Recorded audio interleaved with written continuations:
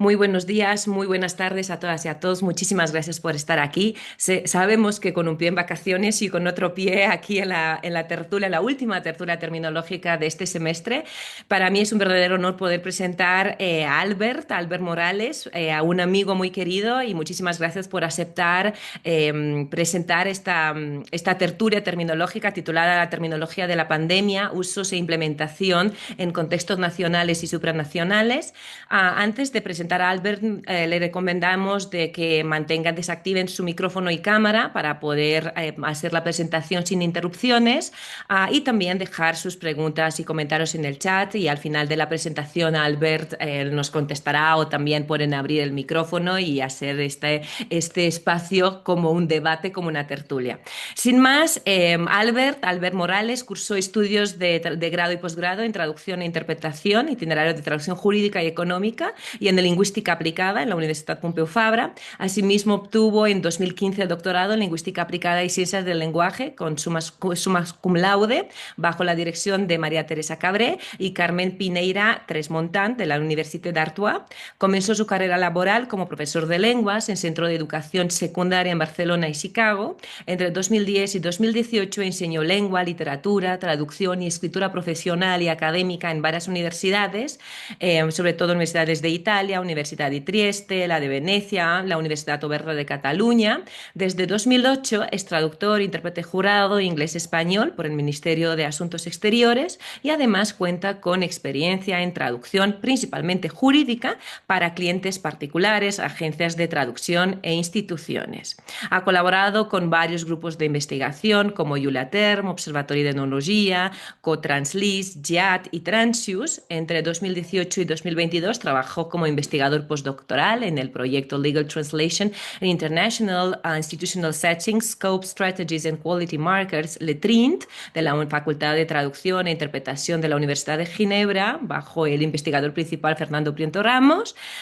Y en 2022 se incorporó en la Universidad Oberta de Cataluña como profesor, investigador a tiempo completo, imparte docencia de grado y de posgrado en asignaturas de traducción, lingüística y lengua catalana. Su investigación se centra en terminología, neología, discurso legislativo, la traducción jurídica, análisis de discurso y enseñanza de lenguas. Sus lenguas de trabajo son el español, catalán, inglés, francés e italiano. Albert, moltes gràcies, benvingut a la tertulia terminológica, así que te doy la palabra, 40-45 minutos, y luego vamos a abrir el espacio para debatir. Perfecto, Joana. Bueno, yo quiero empezar también dando las gracias a Joana, a John Jairo y al resto de la Junta de Riterm, ¿de acuerdo? Por esta invitación. Y creo que ya veis mi pantalla, ¿verdad? ¿Sí? Perfecto. Decidme. Vale, perfecto, porque yo ahora es aquel momento en el que apenas os veo y entonces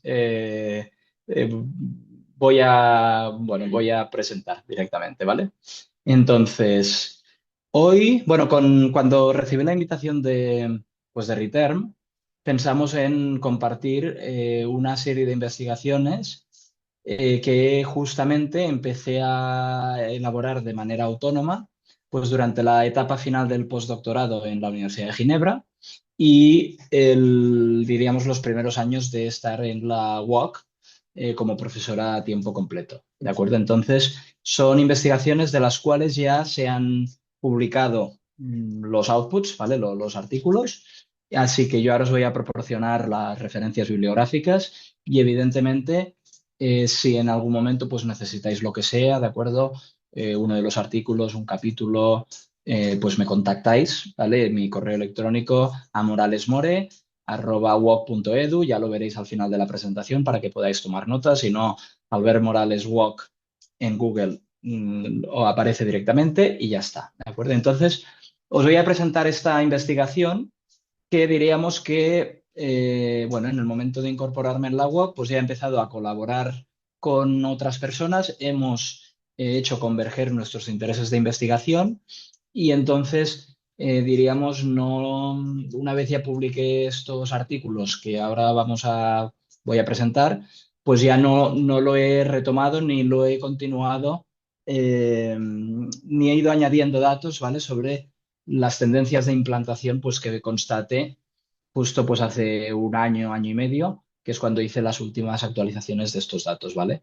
Pero no descarto pues, en un futuro retomarlo porque, bueno, ya sabéis que a nosotros como, no como lingüistas, como estudiosos de traducción y de ciencias del lenguaje, siempre nos interesa ver pues, precisamente cómo evoluciona el uso y la implantación de neologismos y de terminología. Y al ser una temática que nos tocó tan de cerca a todos, ¿no? Como la pandemia, pues eso, lo cierto es que cuando hace un par de años pues acabé estas primeras publicaciones, acabé saturado, porque llevamos desde 2020 con la pandemia, viviéndola y después haciendo investigación. Entonces también ese fue uno de los motivos, diríamos, para aparcar temporalmente la investigación en esta línea, pero ya os digo, no la he abandonado. Así que también, si en algún momento alguien quiere que hagamos algo conjuntamente para explotar bien el corpus que yo ya tengo constituido, bien ampliar el corpus, bien contrastar los usos en otros contextos que yo no analicé, pues ahí también podemos encontrar intereses comunes, colaboraciones e incluso pues algún artículo conjuntamente, ¿vale? Así que ya entro ya en materia. Aquí veis en la imagen al director general de la Organización Mundial de la Salud, ¿vale? Me voy a ir refiriendo muy a menudo porque este fue, diríamos, el contexto de organización internacional, organización supranacional, del que parte toda la investigación, ¿vale? Y como vemos, el tema de la gestión terminológica en la cita que veis en pantalla fue un aspecto clave desde el principio. Ya decía él al inicio pues, que pandemia no es una palabra que podamos utilizar a la ligera y que si no se utilizaba, ¿vale? Fijaos que este comunicado es de 28 de septiembre de 2021, es decir, ya llevábamos un año de pandemia, que no se podía utilizar ni de manera errónea ni injustificada porque eso puede provocar miedo, puede provocar bueno, sufrimientos y muertes innecesarias. Entonces, hay que ser muy cuidadoso con la terminología. Y es en este aspecto las organizaciones y los gobiernos, tanto organizaciones supranacionales como gobiernos nacionales, pues tuvieron que coordinarse muy bien para precisamente transmitir todos estos mensajes clave. Yo en esa época vivía en Ginebra, en Suiza, y bueno, era casi como un evento diario barra semanal ver cuál era el comunicado de prensa de la Confederación Federal para ver cuáles eran las medidas que se iban a adoptar y cuáles eran las restricciones y los países que entraban en la lista de cuarentena. Y, y entonces oigo, oigo a alguien que tiene el micrófono abierto. Mañana sábado, lunes festivo y el Me martes. parece que es Teresa. Ahora, vale, perfecto. Entonces,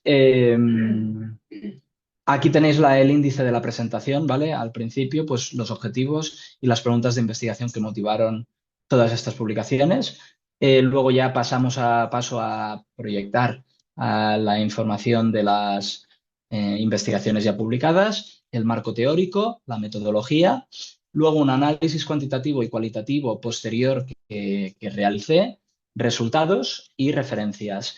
Esta presentación, como veis, está en inglés, ¿de acuerdo? Porque la última vez que la presenté en un contexto internacional y entonces pensé que también por si había en la audiencia alguien pues que quizá no dominara el español, que tuviera también el apoyo textual pues en inglés. Entonces, las 5 preguntas de investigación iniciales eran esta, ¿de acuerdo? En primer lugar, ¿de qué manera las instituciones gestionaron gestionaron la terminología de COVID-19 durante las primeras fases de la crisis sanitaria? ¿Y qué me interesaba en particular? Pues cómo se gestionó la neología y la terminología especializada. Pregunta 2. ¿De qué manera diríamos, se suministró, se hizo acceder a la ciudadanía a través de los líderes institucionales en algunos contextos nacionales y supranacionales, pues toda esta información relacionada con la COVID? ¿Y qué tipo de vocabulario y de terminología utilizaran? Y también ver de diferentes subcategorías, ¿vale? Terminología del ámbito sanitario, terminología del ámbito jurídico, administrativo, político, terminología de ámbito económico, metáforas de guerra, etcétera, etcétera, etcétera. Ver, por lo tanto, pues en qué aspecto hacía énfasis cada uno de estos líderes en sus discursos. Tercera pregunta, que es, diríamos, la última parte de esta presentación. Voy a presentar datos actualizados hasta 2024 precisamente de esta pregunta de investigación. La pregunta inicial era, ¿cuáles fueron las unidades terminológicas relacionadas con COVID-19 que utilizaba el director general de la OMS, la Organización Mundial de la Salud, al dirigirse al gran público en los años 2020 y 2021? El resultado de esta investigación, ¿vale? De este primer periodo inicial, 2020-2021, está publicado en Terminology, en un monográfico que salió, creo que fue en 2023, ¿sí? Sobre gestión de la terminología durante la pandemia.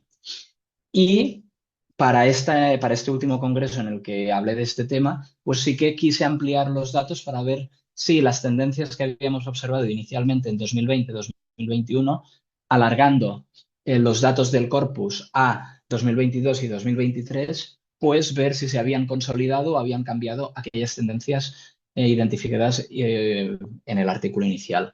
Y, por lo tanto, también me interesaba ver en qué grado los órganos, ¿vale? Los organismos, los gobiernos nacionales y las organizaciones supranacionales, como puede ser la Unión Europea, se adherían o se distanciaban de la terminología oficial que se acuñaba y se utilizaba en la Organización Mundial de la Salud. Y además también siempre me gusta ver un poco la circulación de esa terminología en ámbitos no especializados, es decir, en prensa. Entonces aquí también revisé datos de uso de estas unidades en prensa. Entonces, ya os digo, yo de la pregunta esta de investigación 3 es de la que voy a hablar sobre todo en la presentación de hoy. La pregunta número 4 está relacionada con el contexto canadiense, ¿de acuerdo? Ver de qué manera el lenguaje jurídico de las medidas, tanto sanitarias como de emergencia, en el contexto de Canadá, pues de qué manera se redactaron estas leyes, si se incorporaron nuevas definiciones jurídicas, etcétera, etcétera. Y ya la quinta era una pregunta relacionada con la creación de neología relacionada con COVID en lengua de signos francesa de Suiza, ¿vale? Aquí, evidentemente, ahora os presento ya, veis aquí en pantalla, los resultados de cada una de estas preguntas de investigación, es decir, las publicaciones que se derivan. Aquí tenéis las referencias, ¿vale? Tres de estas publicaciones, ¿vale? Ya veis la pregunta de investigación 1, la pregunta de investigación 5 y la 4, que las hice en colaboración con Ona Domènech Bagaria, de la Universitat Oberta de Catalunya, Irene Strassli, de la Universidad de Ginebra, y Marie-Hélène Girard, colega de la McGill University de Montreal. ¿De acuerdo? Y las otras dos publicaciones que veis en pantalla, la que se publica en 2022 en la revista de Lengua y Derecho, publicada en 2022, perdona que me repita, que es una panorámica más general diríamos, de estos discursos que ahora os presentaré, ver de qué manera se trataban estos temas que he comentado hace un momento de medidas sanitarias, medidas económicas, medidas político-jurídico-administrativas, pues ver en qué proporción están en cada uno de estos subcorpus.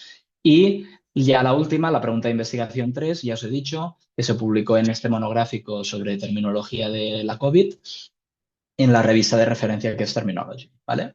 Entonces, empiezo presentando muy brevemente, ¿vale? La investigación que llevamos a cabo la doctora Domènech Bagaria y yo sobre recursos terminológicos de COVID.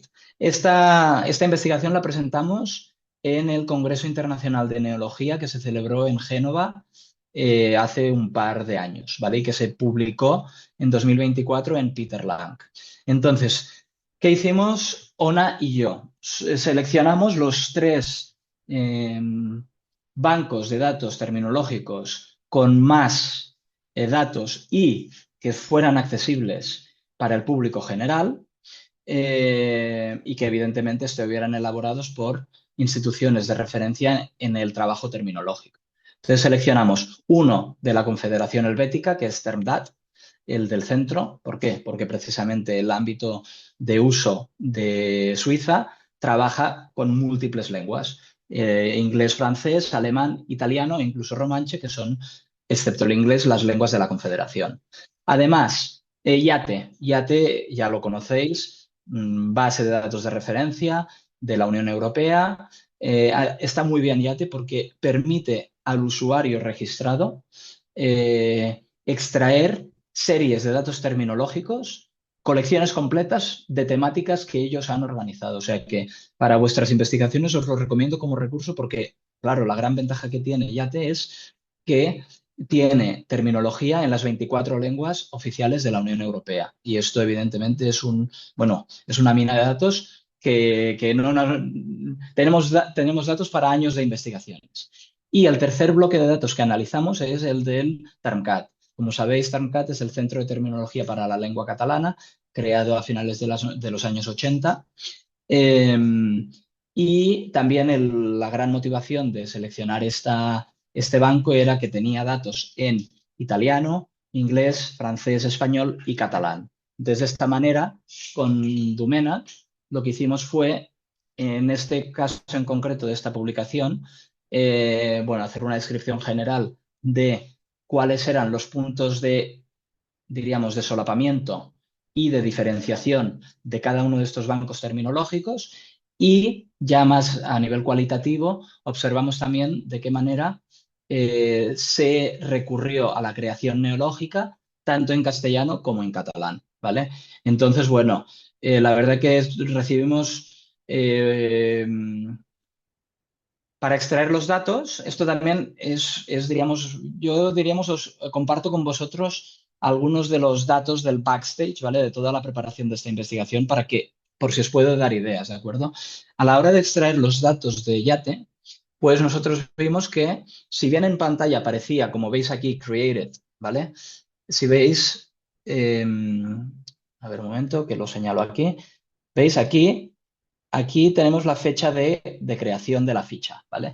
Esto a la hora de extraer los datos no aparecía. Entonces, ¿qué hicimos? Contactamos con la unidad de apoyo tecnológico y de desarrollo de IATE, del Centro de Traducción de los Organismos de la Unión Europea. Y es decir, lo enviamos a una dirección genérica y les dijimos, somos dos investigadores de la Universitat Oberta de Cataluña, hemos extraído los datos, pero esta información cronológica no aparece. Os agradeceríamos si, por favor, nos podéis facilitar el dataset, ¿sabes? El conjunto de datos con esta información. Fueron súper amables. De hecho, quiero agradecer públicamente a Corina Ionescu, que fue nuestra interlocutora en la institución, porque gracias a esto nos ahorramos muchísimas horas de trabajo. Y para ellos era simplemente añadir una columna de datos a este conjunto de datos que nosotros explotamos. Entonces, como veis en pantalla, son dos conjuntos de datos concretos que agrupan los términos que la Unión Europea consideraba que eran imprescindibles para comunicar, hablar, legislar sobre la pandemia. Allí, ¿qué había? Teníamos para las 4 lenguas analizadas, inglés, español, francés e italiano, un total de 978 unidades de conocimiento especializado, es decir, términos, y que implicaban 5.580 variantes, ¿vale? Entre siglas, variantes terminológicas, sinónimos, etcétera, etcétera.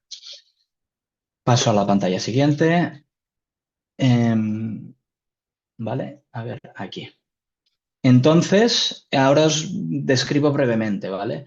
¿Qué ocurre? Este es un banco de datos que está muy bien elaborado, ¿de acuerdo? De los 3 con los que trabajamos, este es el más rico porque además de la variación terminológica, incluye toda una serie de información que a nosotros nos va muy bien para ver que precisamente terminología jurídica 100% es un porcentaje muy pequeño de los datos, ¿vale? Veis aquí en este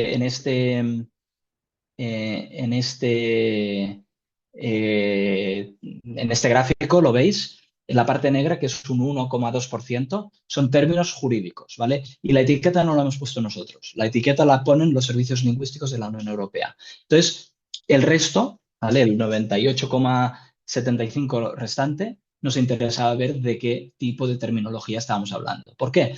Esto ahora, bueno, ahora lo veréis. El texto jurídico, como sabéis, es un texto que de por sí regula una realidad. Entonces, la realidad es compleja y la realidad cada vez más es más híbrida. Es decir, hay terminología que provienen de ámbitos muy diferentes. Y aquí no me voy a detener, ¿vale? A explicar los porcentajes porque, de nuevo, os recuerdo que tenéis esto ya publicado. Lo podéis recuperar en cualquier momento por si os interesa. Consultar la metodología, utilizar nuestra publicación pues, como inspiración para vuestras investigaciones. Y si tenéis alguna pregunta, de nuevo, somos muy accesibles, tanto la profesora Domènec Bagaria como yo. Entonces, contactadnos si tenéis cualquier duda, ¿vale? Simplemente eso, que veáis que el 75% prácticamente de la terminología es del ámbito económico, financiero y comercial, que son las etiquetas estas azul, naranja y gris, perdón. Cuestiones sociales, Unión Europea, ¿vale? Luego, esto va en la línea de los estudios que han publicado Prieto y Cerutti diríamos, de hibridación del discurso jurídico, ¿vale? Vemos aquí que cuando se analizan textos jurídicos de otras organizaciones, en este caso, la investigación de Prieto y Cerutti se centra en Unión Europea, Organización de Naciones Unidas y Organización Mundial del Comercio, pues vemos que el porcentaje de terminología especializada también es muy alto. Evidentemente, predomina la jurídica, ¿vale? Como veis, que son las columnas estas iniciales, estas de aquí, ¿vale? Este primer bloque. Pero el bloque central, que es otro tipo de terminología especializada, pues también está muy, muy presente. Ahora vuelvo a nuestro conjunto de datos, ¿vale? Aquí vemos que los datos provenían sobre todo de los años 2020-2022. Claro, nosotros nos interesaba tener, como os he dicho antes, la información cronológica. ¿Para qué? Para identificar precisamente los neologismos, es decir, el porcentaje que son las unidades creadas e introducidas en la base de datos terminológica a partir del momento en el que se declara la pandemia. Recordad que los primeros informes de la Organización Mundial de la Salud, la oficina regional en China, son de diciembre de 2019, ya indicando que hay una serie de contagios debidos a bronquitis que no se han sabido identificar y que a medio largo plazo, e incluso a cortísimo plazo, acaba haciendo pues que la mayoría de los países opten por tomar medidas muy restrictivas de confinamiento y de restricción de movilidad de la población para prevenir los contagios. ¿De acuerdo? Entonces, en esta publicación de Domènec nos centramos en este 59,7% de unidades para ver, pues eso, de qué manera, qué procesos neológicos había detrás, qué tipo de términos eran, etcétera, etcétera. Cierro este primer capítulo, esta primera publicación derivada de la investigación, y paso a la segunda. Esta es la que os comentaba que se publicó en la revista de Llengua i Dret, la revista de Lengua y Derecho, que es, diríamos, la investigación inicial. Es decir, esta quería ser un barrido, una perspectiva genérica de cómo eran los diferentes discursos que integran el corpus. Sé que aún no he presentado el corpus, ¿vale? Me estoy guardando esta parte para la parte ahora más metodológica en la que os enseñaré los diferentes subcorpus que lo integraban, ¿vale? Pero, como podéis ver aquí debajo, pues tenemos un subcorpus con textos de la Organización Mundial de la Salud, un segundo subcorpus con textos de la Comisión Europea, ¿vale? De discursos públicos de la presidenta de la Comisión, Ursula von der Leyen. En tercer lugar, tenemos un bloque de discursos pronunciados en público por Pedro Sánchez, presidente del Gobierno de España. Y ya en cuarto lugar, tenemos un subcorpus en francés del presidente de la Nación, Emmanuel Macron. Y entonces, aquí lo que hicimos pues, fue buscar a través de unidades léxicas y terminológicas propias de cada uno de los tres ámbitos que nos interesaban, terminología político-administrativa y jurídica, ¿vale? Como puede ser confinamiento, toque de queda, restricción, con los equivalentes evidentemente en inglés, terminología relacionada con las medidas económicas y financieras que se adoptaran, por ejemplo, recuperación, inversión económica.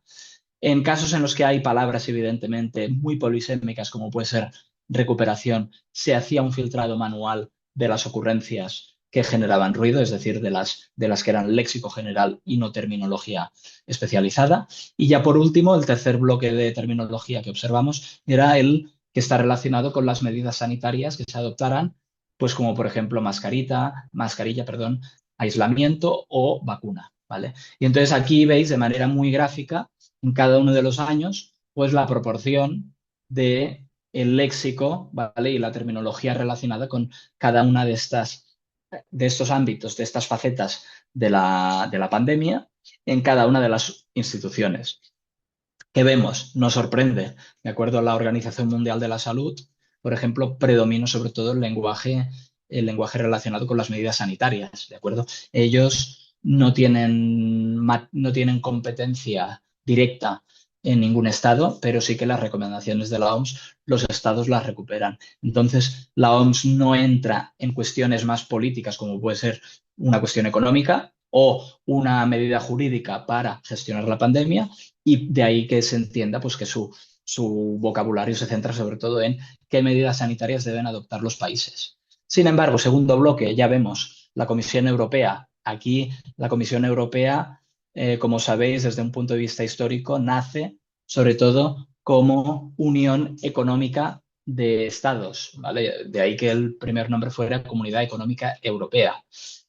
Ahí, por lo tanto, el bloque naranja es el que tiene una presencia mucho más destacada. En los otros bloques nacionales, pues vemos ahí una distribución no tan, diríamos, no está tan polarizada como en el bloque de la Comisión o de la OMS, pero vemos ahí pues ciertas variaciones. Paso ahora a presentar muy brevemente el marco teórico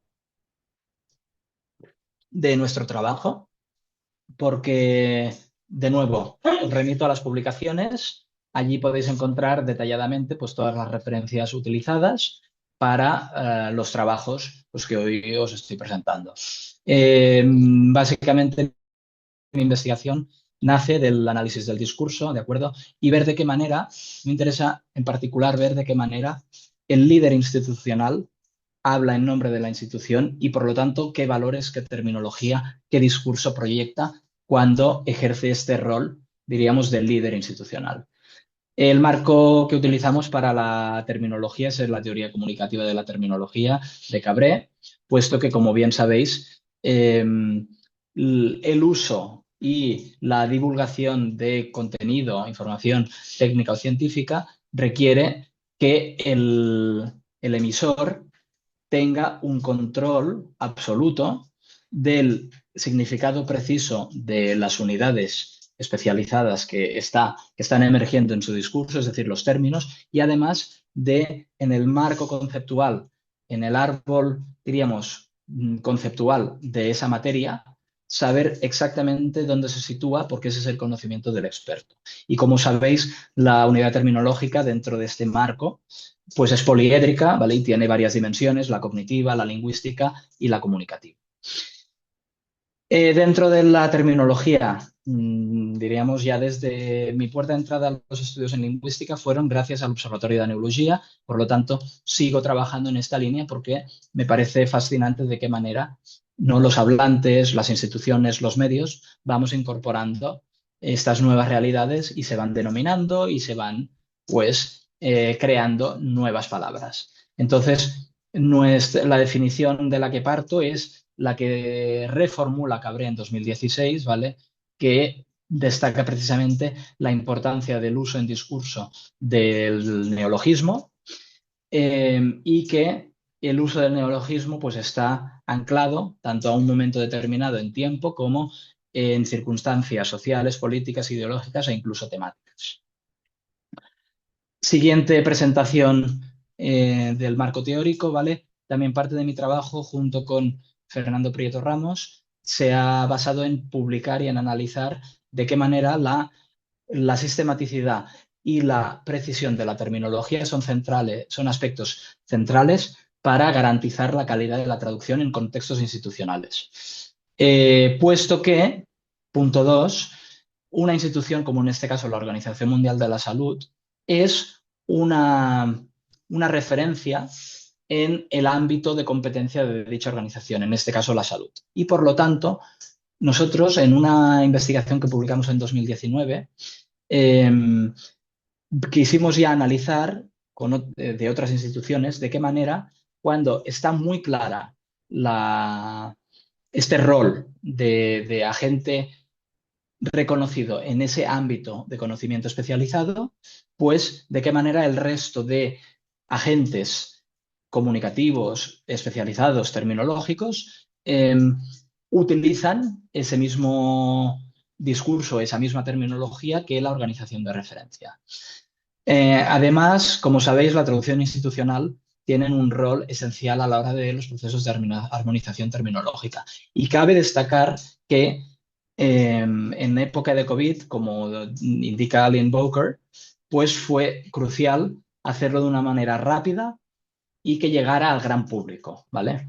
Ya por último, como podéis ver en esta investigación, la lengua, diríamos, transversal es el inglés. ¿Por qué? Pues debido a su uso hegemónico como lengua de comunicación científica, además de ser de facto lengua de trabajo del Termcat, lengua oficial del Sistema de Naciones Unidas y lengua también de trabajo de la Confederación Helvética. Parto, evidentemente, como podéis imaginaros, de una metodología que es la lingüística de corpus. Ya he avanzado que los corpus que integraban este proyecto, ¿de acuerdo? Eran, por un lado, los discursos inicialmente pronunciados en inglés. Yo no utilicé las transcripciones, sino que utilicé el texto escrito que aparece en la página de notas de prensa de la Organización Mundial de la Salud. Puede que haya alguna variación, ya lo sabéis siempre, entre la, diríamos, de qué manera se acaba pronunciando un discurso a la versión escrita inicial, pero para mí no eran significativas quizá alguna pequeña diferencia que pueda haber a la hora de pronunciar ese discurso, sino a partir del texto escrito, que también es más fácil y rápido de recuperar para analizar los datos, y además es significativo porque si está publicado en la página oficial de la Organización Mundial de la Salud, quiere decir que tiene el visto bueno del líder institucional, en este caso el director general. Segundo bloque del corpus, ya os he dicho, los discursos de Ursula von der Leyen como presidenta de la Comisión Europea, porque, como sabéis, tanto Francia como España están integradas dentro de la Unión Europea. Entonces, la Unión Europea, en materia sanitaria para COVID, centralizó poderes e hizo que los países se coordinaran. Y por eso la importancia de incluir esta organización supranacional intermediaria entre OMS y discursos de Macron y discursos de Pedro Sánchez. Entonces, aquí tenéis los datos cuantitativos, ¿de acuerdo? Como veis, en total, del periodo analizado, 520 discursos de la Organización Mundial de la Salud. Evidentemente, aquí abajo, como podéis ver, el discurso no es un género clave e importantísimo para la OMS. Por lo tanto, no estaban los 520 traducidos, sino que en francés se tradujeron 354 y en castellano hay 314 disponibles. Entonces filtramos los discursos, ¿vale? A partir de las palabras clave vimos y seleccionamos los discursos que realmente hablaban de manera central de la pandemia, no de manera anecdótica, sino que la pandemia era un tema recurrente y central del discurso. Entonces, a partir de ahí, pues, generamos primero los listados de ocurrencias, ¿de acuerdo? Y engrams de la terminología en el discurso en inglés. Y luego, ¿qué hice? Pues fui a buscar de qué manera esas unidades terminológicas mono y poliléxicas se habían acuñado en la OMS, tanto en los discursos en francés como en castellano. Y a partir de ese primer repertorio de terminología sobre COVID, pues fui buscando en los otros subcorpus, ¿vale? Esas unidades. Y claro, no solo me centré a las unidades que provenían de la OMS, sino que leyendo los discursos también veías qué otras unidades terminológicas se utilizaban en estos contextos nacionales o el contexto de la Comisión Europea que no estaban documentados en la OMS. ¿Para qué? Pues para ver precisamente este grado de adherencia o de dispersión terminológica. Para la parte de prensa, ¿vale? Miré a través de la base de datos Factiva, pues usos en dos periódicos de referencia para el francés, Le Figaro, Les Echos, y para el español, Peninsular. Miré los datos en los periódicos El Mundo y El País. Y otro bloque que añadí para la investigación una investigación que presenté hace un par de años, pues eran los diarios oficiales de varias instituciones. De nuevo, para el caso del español, el Boletín Oficial del Estado. Para el caso del francés, el Diario Oficial de la República Francesa. Y para las tres lenguas, inglés, francés y español, el Diario Oficial de la Unión Europea, porque como ya he dicho, aparece siempre publicado en las 24 lenguas oficiales de la Unión.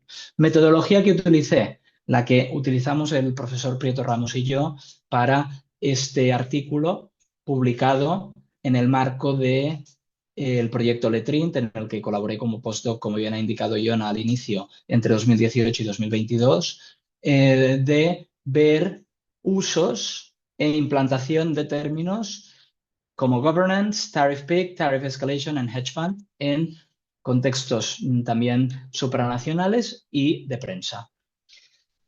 Para cualquier información, cualquier dato del proyecto Letrint, os recomiendo que visitéis la página web del proyecto, ¿de acuerdo? No solo tenéis las publicaciones en abierto, sino que además tenéis acceso a la herramienta de explotación de este corpus, ¿vale? Es un corpus ingente.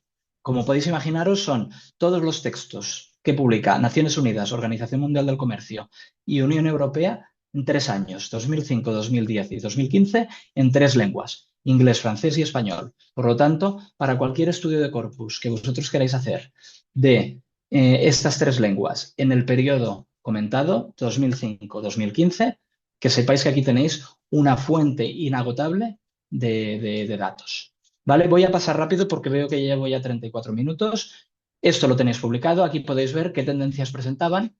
Términos para los que había una organización de referencia muy clara, como es, por ejemplo, para governance, la ONU.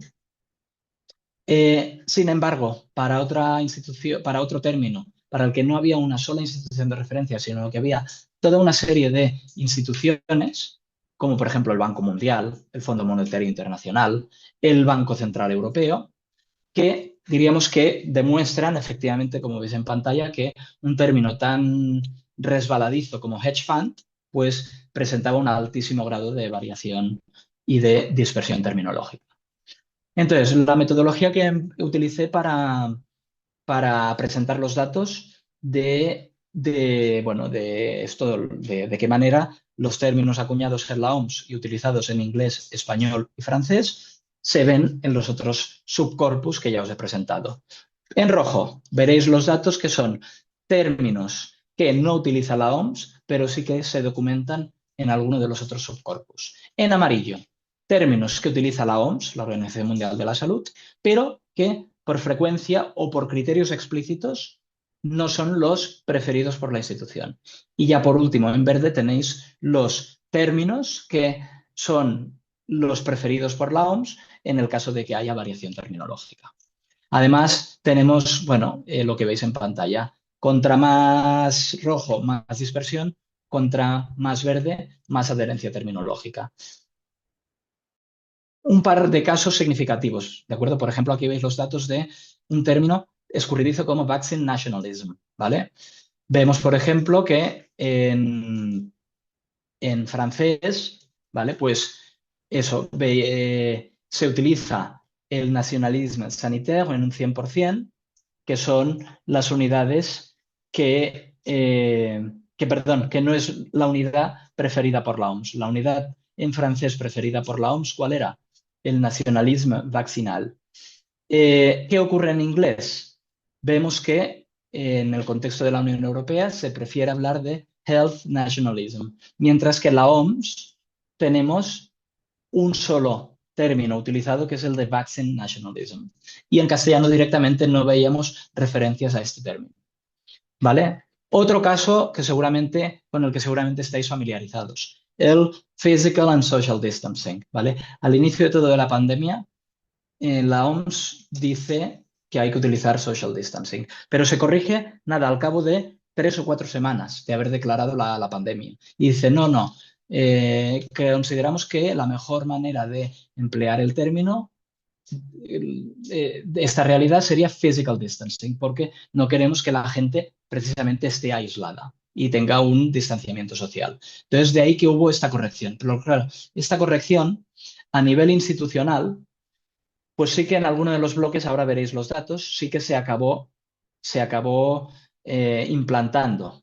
Pero en prensa, bueno, los datos demuestran que fue demasiado tarde hacer esa corrección de uso terminológico y aún hoy en prensa se utiliza sobre todo la forma distanciamiento social. Aquí, breve repaso, porque ya os digo, esto lo tenéis publicado.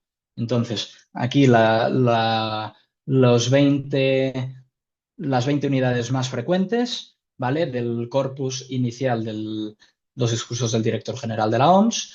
Aquí me centré en los que tenéis subrayados, ¿vale? Es decir, las unidades poliléxicas que, según el banco de datos de la Unión Europea, eran específicas de COVID-19, ¿vale?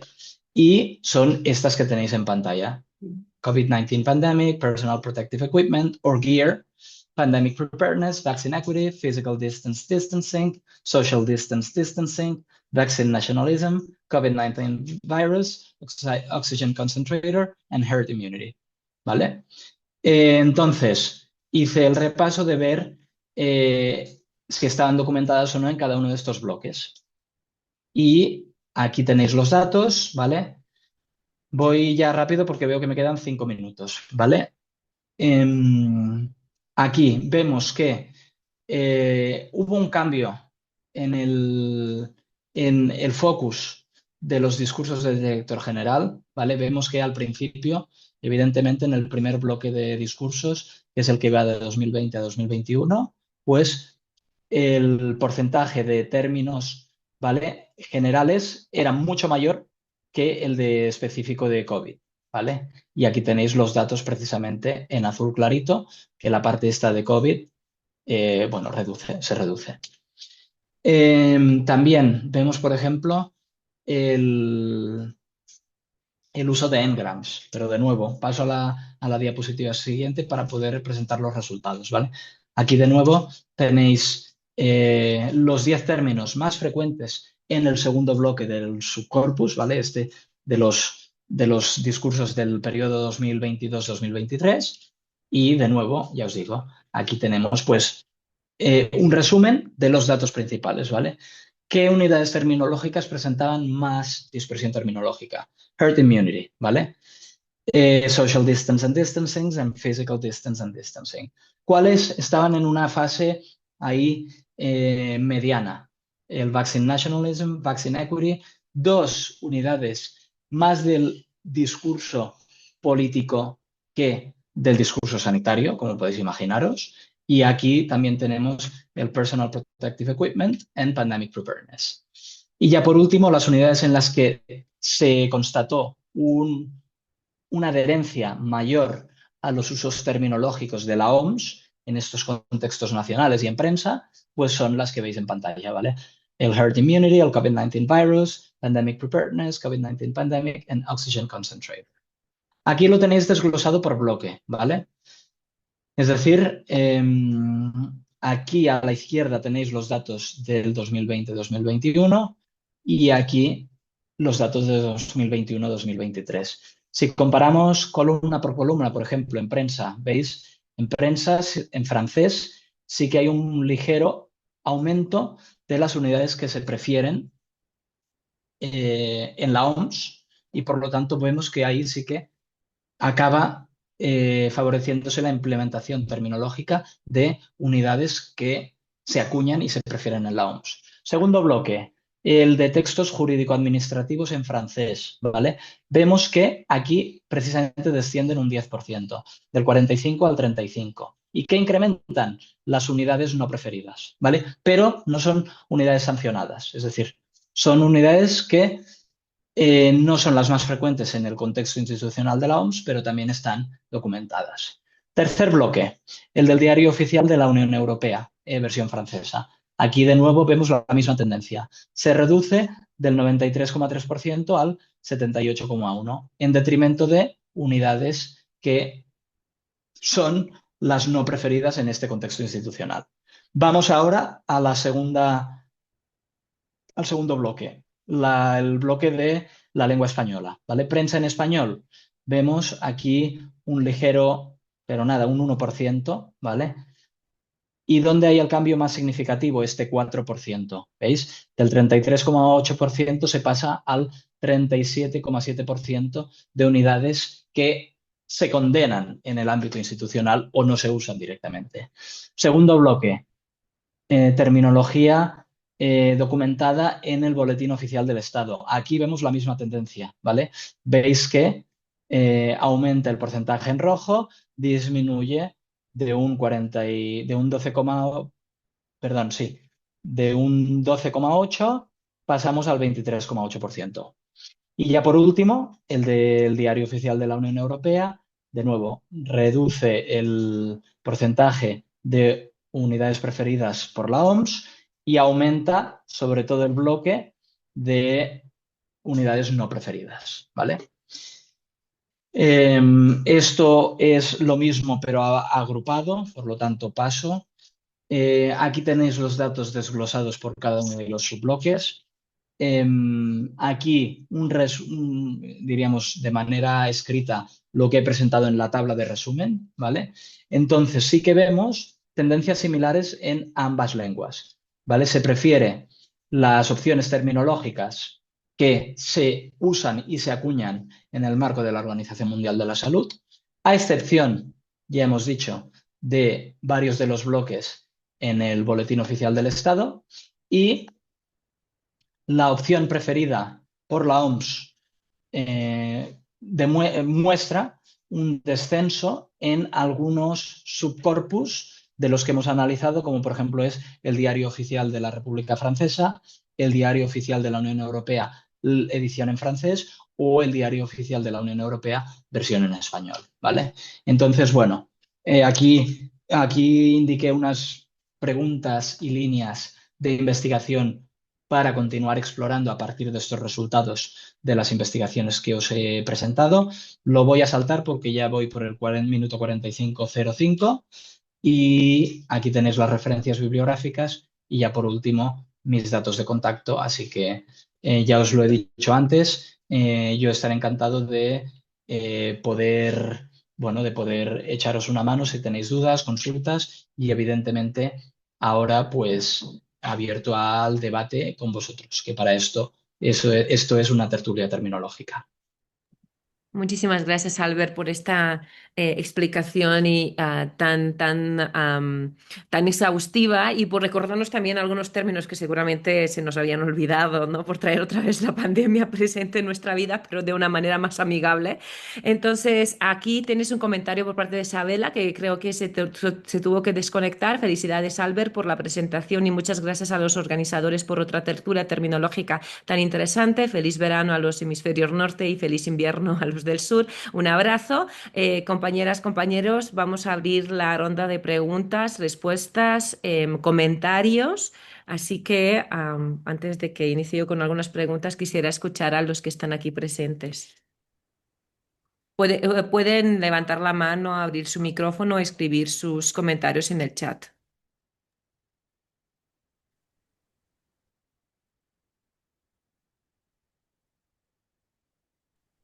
Joana, si se puede. Sí, adelante.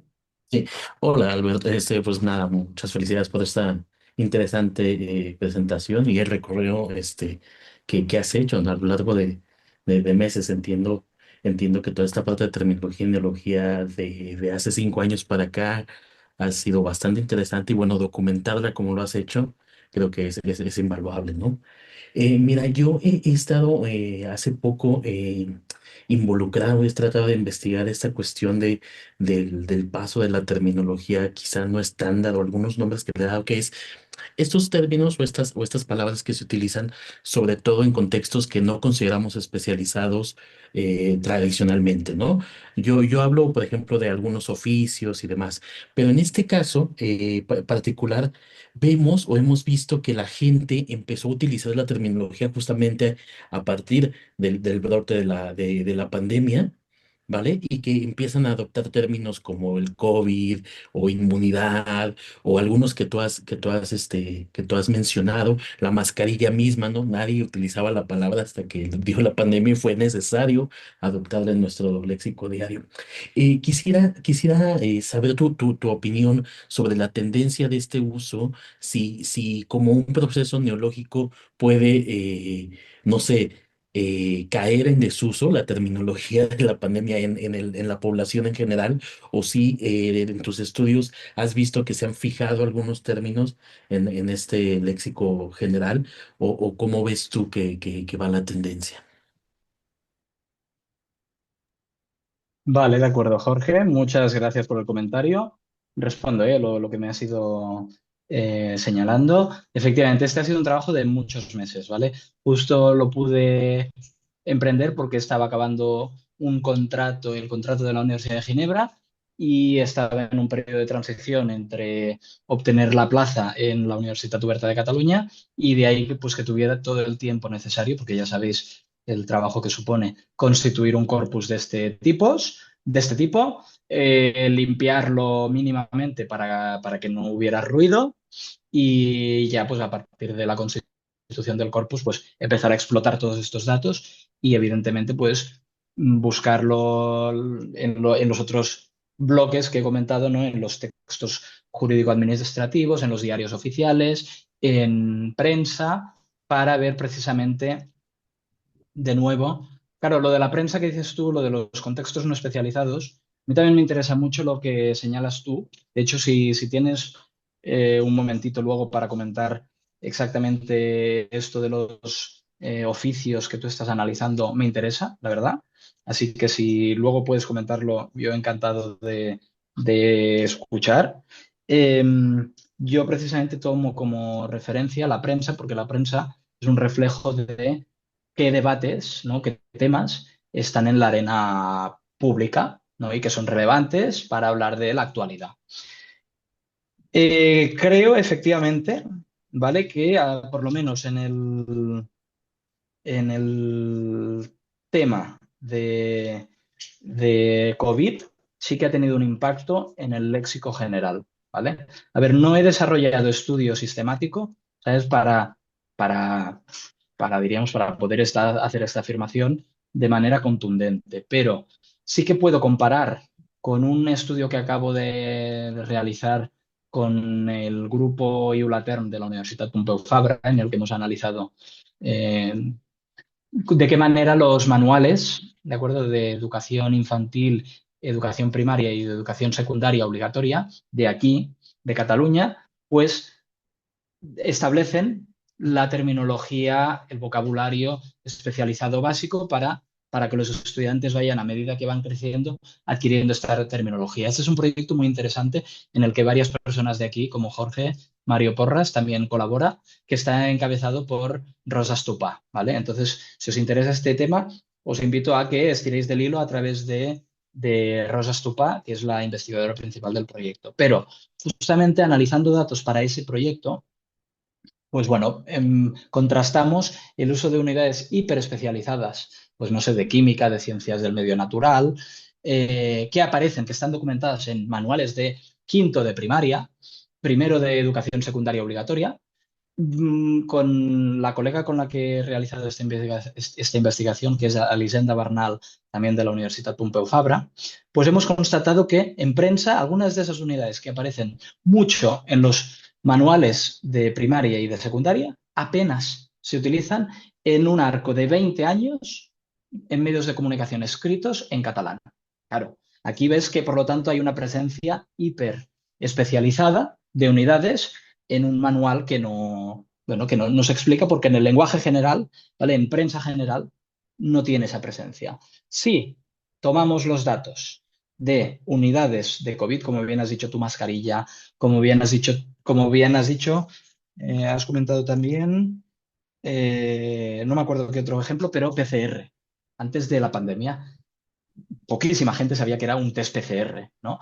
Ahora, a cualquiera de nosotros no hace falta que nos expliquen qué es un PCR porque precisamente por estas medidas sanitarias de contención de la pandemia que los gobiernos llevaron a cabo y que nos machacaron, ¿vale? Por el bien de todos, a través de los medios de comunicación, a través de las campañas institucionales de vacunación, de prevención, etcétera, etcétera, pues pasaron a formar parte de nuestras vidas. Y mira, esa puede ser una línea interesante de, a partir de datos empíricos, pues eso, poder profundizar y ver qué frecuencia relativa, ¿no? Tenían estas unidades en, pongamos, periodo 2015-2020 en medios de comunicación y hacer ese mismo contraste con el periodo 2020-2025. Y de esta manera, yo creo que rápidamente quedaría demostrado que muchas de estas unidades se han integrado.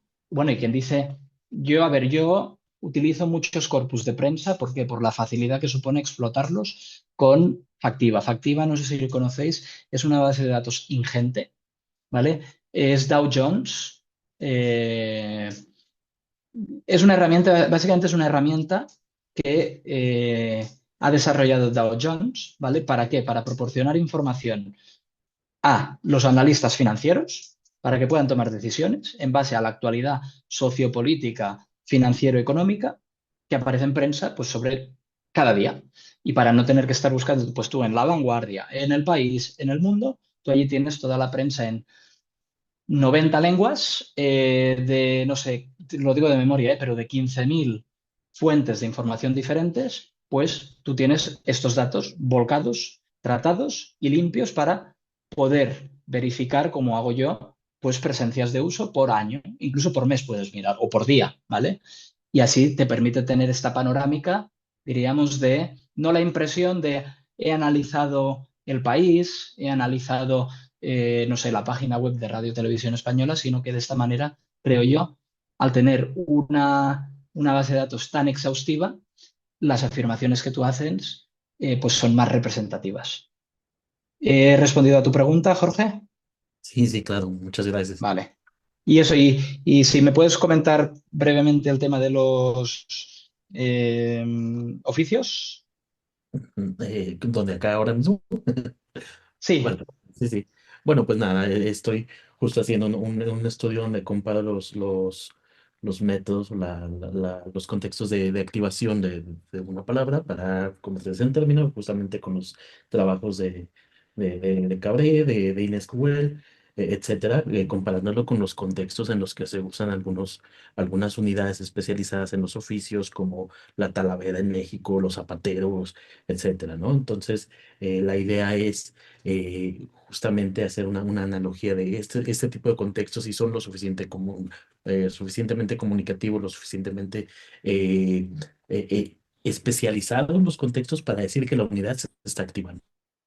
Vaya, y vale. después, dentro del uso, ya cuando pasan a la transmisión, pues ver si justamente actúan como la transmisión de conocimiento especializado entre quienes lo usan, ¿no? Bueno, quienes lo usan al día a día y las personas que lo están recibiendo, ¿no?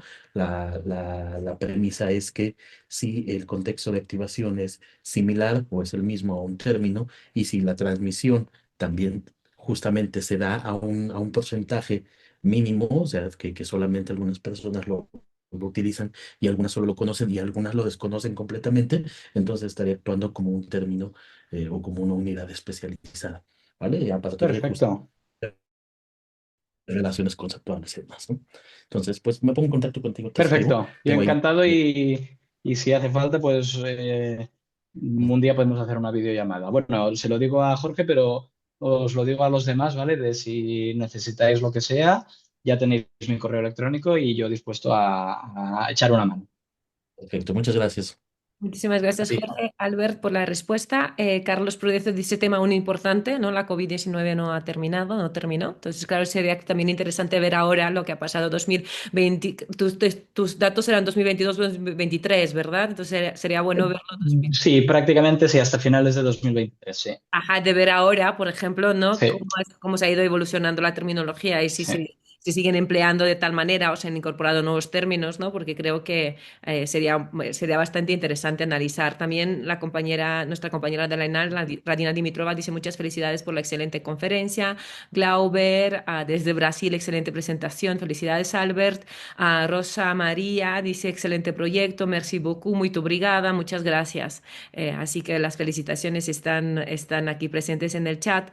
También se me ocurre que sería interesante hacer un análisis comparativo entre diferentes variantes del español, ¿no? Aquí en México, por ejemplo, bueno, yo, o sea, entendiendo un poquito toda la cultura y cosmovisión mexicana, ¿no? Empezaron a crear términos como Susana Distancia, y la Susana Distancia era una luchadora, ¿no? Una luchadora de lucha libre, ¿no? Con una máscara. Sí. Y claro, sería muy interesante porque me imagino que en esta factiva, ¿no? La que tú comentabas de la base de datos, también estarán pues algunos periódicos de México, ¿no? O sea, Sí, sí, sí, sí, es una fuente. Mira, si queréis, puedo acceder en un momento. Así si nos veis en pones el directo. enlace en el chat, así Sí, la gente. así veis en directo. No, ahora comparto pantalla un momento que accedo primero, si queréis, mientras, ir comentando algún otro aspecto mientras yo accedo. Sí, porque claro, es Pero interesante observar cómo las diferencias digo, entre diferentes, ahora sí, entre varias variantes del español también, ¿no? Como que completamente de acuerdo. Sí, sí, claro, de hecho, por ejemplo. ONU, claro, es decir, ONU de manera explícita utiliza una variante que es, bueno, que tiene que ser un pan español, ¿no? Que se dice en el contexto de ONU. ¿Por qué? Porque precisamente, a diferencia de la Unión Europea, donde sí que hay un solo Estado que tiene el castellano como lengua oficial y es la variante peninsular, pues a nivel europeo no hay que romperse la cabeza diríamos, de una realidad jurídica que se expresa de manera diferente en varios países hispanófonos. Pues en el contexto europeo esto no importa porque aunque haya variación a nivel internacional, si en España solo hay una unidad para esa realidad jurídica, se opta por esa y punto. Claro, Naciones Unidas es diferente. Naciones Unidas sí que el porcentaje de hablantes de español peninsular es minoritario a nivel mundial y por lo tanto hay que encontrar un consenso político, diplomático, terminológico para que todos los estados pues se sientan cómodos, ¿no? A la hora de transponer todo lo que es la normativa, las recomendaciones pues de la Organización Mundial de la Salud, en este caso, que es una agencia que depende de la ONU. Y claro, y entonces ahí, claro, yo de manera explícita no me quise meter en ese berenjenal por, porque precisamente es un proyecto enorme. Entonces, ya estaba, como ya lo he dicho antes, en cambio de fase, entonces lo puse un poco de lado y ahora sí que ya puedo presentaros la pantalla para que veáis, ¿vale? Haré una búsqueda en directo en Dow Jones, ¿vale? Yo aquí he accedido a través de la página web de mi universidad, ¿vale? Pues bueno, Factiva, Reuters. Esta es claro, esto es un recurso de pago. Entonces, si vuestra universidad, vuestra biblioteca tiene licencia, podréis acceder. Si no, a nivel personal es muy caro acceder. Entonces, intentad encontrar algún grupo, equipo de investigación, institución con la que colabora vuestra organización para que os dejen pues, acceder. ¿Vale? Entonces, esta es la interfaz de búsqueda de Dow Jones y aquí voy pues, al Search Builder. ¿Vale? Entonces, por ejemplo, vamos a poner el ejemplo que decía Joana, ¿sí? De Susana, distancia, que me parece fantástica como campaña, ¿vale? Para precisamente, eh, precisamente, pues, aquí, by region. Yo aquí voy a seleccionar, por ejemplo, by region, pues a ver, no sé si estará en Central o no, en Norte. North America, sí, en North America. Bueno, Vale. deberíamos de estar en Sí, aquí Norteamérica. está, es México, ¿vale? Entonces, yo ahora aquí lo voy a poner todas las fechas, ¿vale? Y así, pues mirad, yo hago la búsqueda y me salen, pues mira, 734 resultados. ¿Veis? Y ya no, los datos cuantitativos ya son significativos, ¿veis? ¿No? 625 del año 2020. Claro, y va abajo. 91 2021 y ya pues decrece, porque claro, esa... Y entonces, esto, mira, ya que estamos aquí en esta herramienta, yo os la enseño, ¿vale? Esto es fantástico, porque claro, tú ahora puedes hacer seleccionar y descargarte los artículos, ¿vale? Es decir, aquí tú ahora puedes hacer un análisis del discurso rápidamente. Yo ahora, por ejemplo, los voy a ordenar. A ver, ahora aquí sort, ¿vale? Yo siempre tiendo al sentido cronológico, es decir, los más antiguos, pues antes y número más avanzado, artículo posterior. Le voy a decir que me enseñe, sí.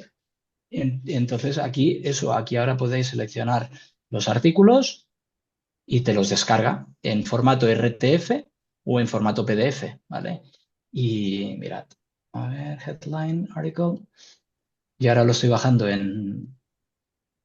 Claro, te permite el análisis mucho, o sea, ya tienes todo Claro, excluido. claro, todo lo que es la exhaustividad. Mm. ¿Veis aquí? En un momento ya me ha descargado estas 20 primeras noticias en las que está documentado el término clave que era Susana Distancia. Y yo ahora, evidentemente, esto, pues yo ahora lo puedo introducir en Anconc, en Langsbox, en Sketch Engine, ¿vale? Una herramienta de explotación de corpus y empezar pues a sacar datos Datos. cuantitativos, limpiando un poco porque ya veis que aquí, por Claro, eso ejemplo, esto es ruido. Esto es ruido. Luego los encabezados, esto también. también es ruido, ¿sí? Pero una vez haces esa limpieza, tienes aquí en un momento, ya veis, un corpus fantástico. Y porque ya sabéis, muchas veces se tarda más en constituir los datos que luego haciendo la explotación Analizarlo, de sí, los luego para datos. para Sí, análisis tienes muy poquitos datos. sí, ¿Alguien sí, más sí, tiene sí. alguna pregunta? A mí me gustaría preguntarte sobre las diferencias que has notado entre las lenguas, ¿no? O sea, si hay un uso de preferencia de los términos de la OMS en francés, en inglés, en español, porque ahí vi que los colores han cambiado mucho. Sí, Entonces, si nos podías comentar un poco más. sí. Y por qué el Di. español, ¿no? Prefiere esos los términos no, los del rojo, ¿no? Sí, efectivamente. La tendencia principal que constatamos, sobre todo en los bloques de medios de comunicación, no tanto en el bloque de discurso jurídico administrativo y ahí a medias en el bloque de discurso político, ¿vale? Sí que se constató que en español hay mucha más, diríamos, ¿cómo es? Bueno, disidencia terminológica, ¿no? Y se opta por utilizar terminología, por ejemplo, la distancia de seguridad, ¿vale? Distancia, claro, es que ahora son datos que no me acuerdo de memoria, pero el, a ver, bueno, en español, efectivamente, tendencia más a utilizar unidades no preferidas o directamente unidades no documentadas en la OMS. Sin embargo, en francés sí que veíamos unos porcentajes mucho más elevados diríamos, de adhesión terminológica a estos usos oficiales. Y en lo que respecta al inglés, claro, el inglés, a ver, lo tomé como referencia para ver para tener datos comparables, ¿vale? También más como curiosidad, porque claro, al final la circulación del término en inglés en la... Mira, ahí veo el comentario de Carlos Arturo. En los términos en inglés, claro, la Unión Europea, eh, primero, no es la lengua materna de la oradora, tampoco lo es del director general de la OMS, pero sí que de manera política, todos sus discursos son en inglés y todos los textos oficiales de él como director general son en inglés.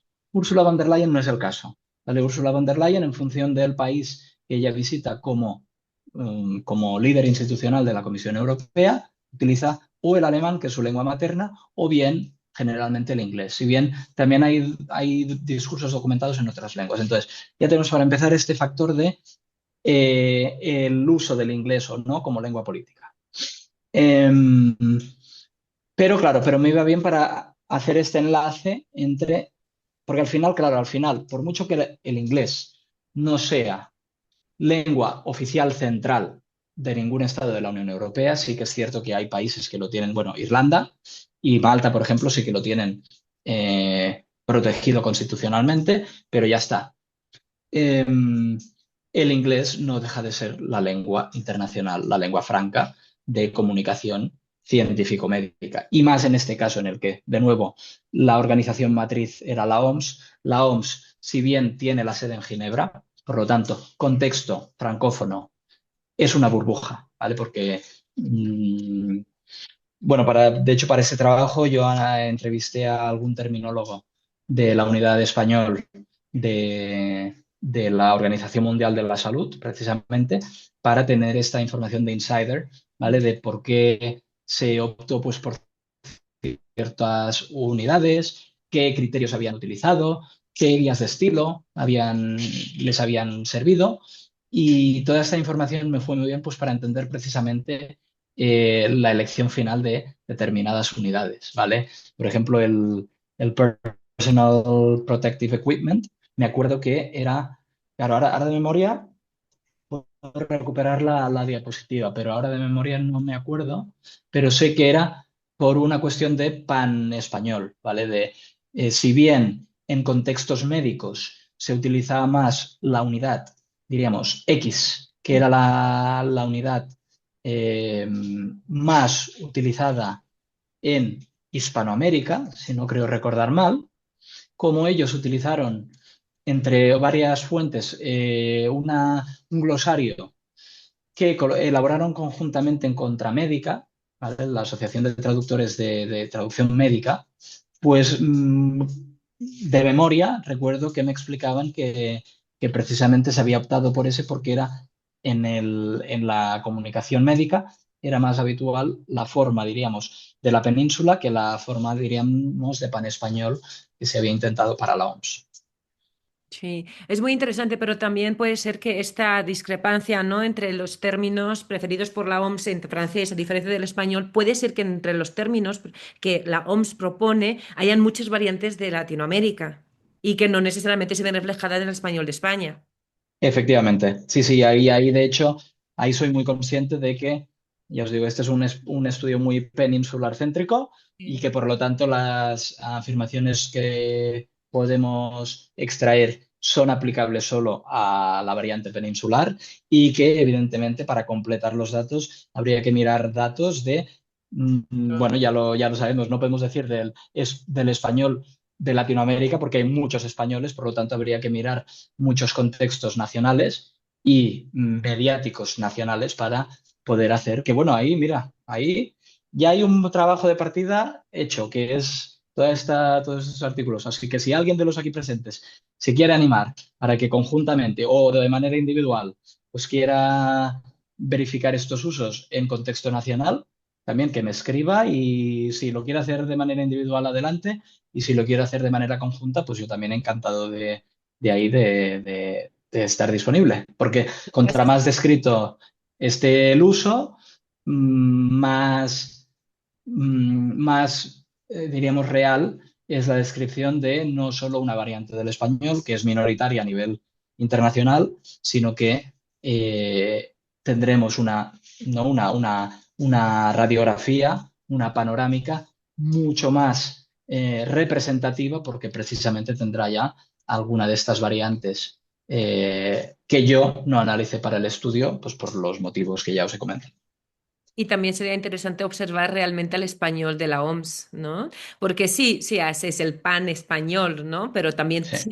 siempre hay tendencias, ¿no? Siempre hay... Hombre, y además, claro, siempre hay que saber muy bien quién hay detrás, ¿no? De Sí, las instituciones. Y entonces, si bien tanto Naciones Unidas como Organización Mundial de la Salud, como Organización Mundial del Comercio, eh, como Organización Mundial de la Propiedad Intelectual, explícitamente, de manera oficial, pues prefieren esta variante artificial, ¿vale? Porque es una variante artificial de este pan español.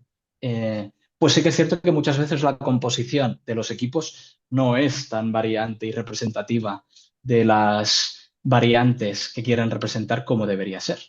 Sí que es cierto que hay muchos, por ejemplo, hay mucho personal depende de algo, depende de qué organización, pues de la península, de Argentina, de Uruguay, de México también y de otros países, pero yo diría que numéricamente esos son los. Por cierto, hay un estudio desarrollado por Prieto Ramos en el marco del proyecto Letrin sobre competencia traductológica que describe muy bien cuáles son los perfiles, no tanto geográficos, sino más bien de formación, de competencias, de destrezas que tienen los traductores institucionales bueno, es un retrato fascinante, muy exhaustivo, porque me parece que este estudio se ha elaborado a partir de entre 500 y 700 entrevistas Ujú. y encuestas a traductores institucionales de todo este ecosistema que estoy comentando, ¿eh? Naciones Unidas, pero no, es decir, no solo Ginebra, sino Naciones Unidas en todas las sedes y en todas las agencias que hay, y Unión Europea. Entonces, ahí quizás si hay estos datos geográficos, podríamos tener la información más detallada. Sí, esos artículos son de libre acceso, son del año pasado, ¿no? Sí, efectivamente.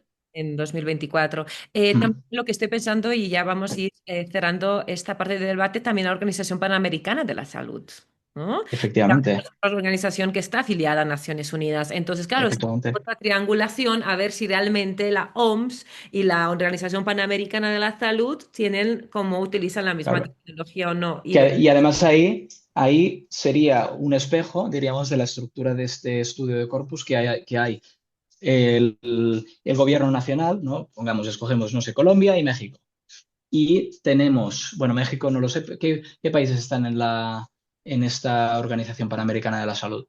¿Lo sabes de memoria? de memoria no me lo sé, pero claro, creo Bueno, pero si que escogiéramos dos países que forman parte de esta organización, de nuevo tendríamos la Organización Supranacional Regional Paraguas, en las que se agrupan, y así sería ideal, porque así veríamos usos en el nivel supranacional regional, que sería Unión Europea y Organización Panamericana de la Salud, y nivel nacional, pues los dos gobiernos, tres que podríamos escoger, y ya luego hay el paraguas de Naciones Unidas barra OMS. sí, sí, es la parte de Norteamérica, Centroamérica, también la parte del Caribe, ¿no? Las islas, Ujú, Cuba, por ejemplo, pues todo, o sea, todo lo que creo que implica esta parte del océano, ¿no? Del charco. ujú. Y sí, pues sí, podrían ser muchas investigaciones y triangulación entre los datos.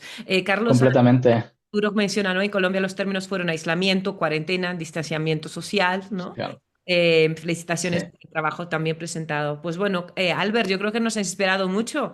A mí ya me está dando ganas, aunque lo me dijo, no es lo mío, pero sí me está dando muchas ganas para ver, porque a mí me sorprendió mucho la manera aquí en México de cómo se crearon ciertos términos para poder justamente pues acercarse, ¿no? a la población, ¿no? Porque realmente ahora, claro, todo depende un poco también del enfoque cultural de cada. Claro. No sé si alguien más tiene una última pregunta, algún último comentario. Un último comentario. Recuerden, mantengan su sana distancia. Es un Susana a distancia y vestido de luchador, ¿no? Ahí, ahí, ahí. Para poder. De Sí, Superman. de Superman. Muchísimas gracias, Albert. Un verdadero placer escucharte y muy inspiradora tu presentación.